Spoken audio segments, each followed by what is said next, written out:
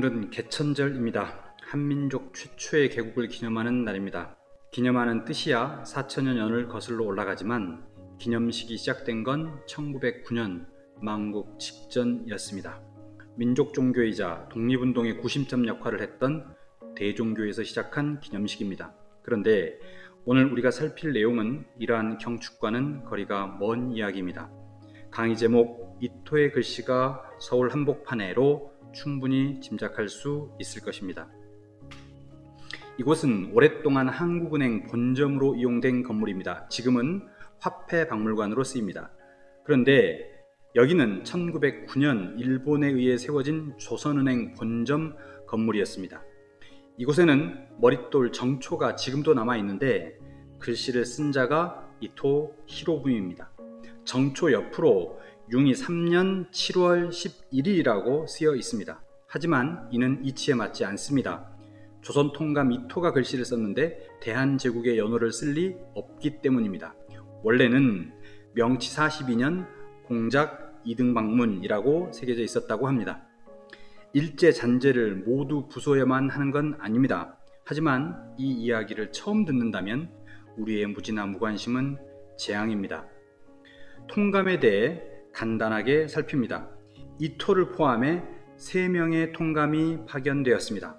마지막 통감인 데라우치 마사타케는 경술국치 이후 초대 조선 총독이 됩니다.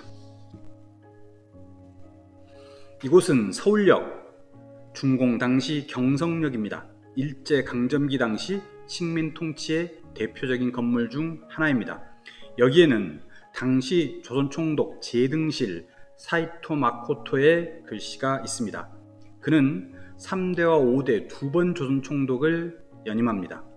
하얼빈역에서 안중근 의사의 의거가 성공한 지 10년 후 이곳에서 다시 거사가 일어납니다. 안중근 의사를 수모해 순국 일자를 벽에 붙여놓고 의거를 준비했다던 강우규 의사가 부임차 서울에 온 사이토 총독에게 폭탄을 던진 것입니다. 이때 강 의사는 환갑을 넘긴 64이었습니다. 의거는 성공하지 못했고 강우규 의사는 1년 후 몸은 있으나 나라가 없다는 탄식의 시를 남기고 서대문 형무소에서 순국했습니다. 서울역 광장에 강우규 의사의 동상이 선 이유입니다. 조선 총독도 살피겠습니다.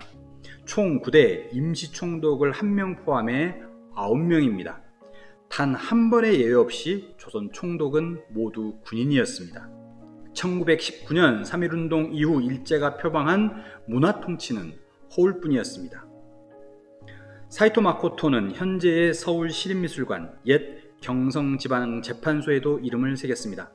망국 시기 숱한 독립운동가를 재판, 구금, 처형하는 데 앞장선 곳이 경성재판소입니다. 거기에 또렷이 조선 총독 자작 제등실이 새겨져 있습니다.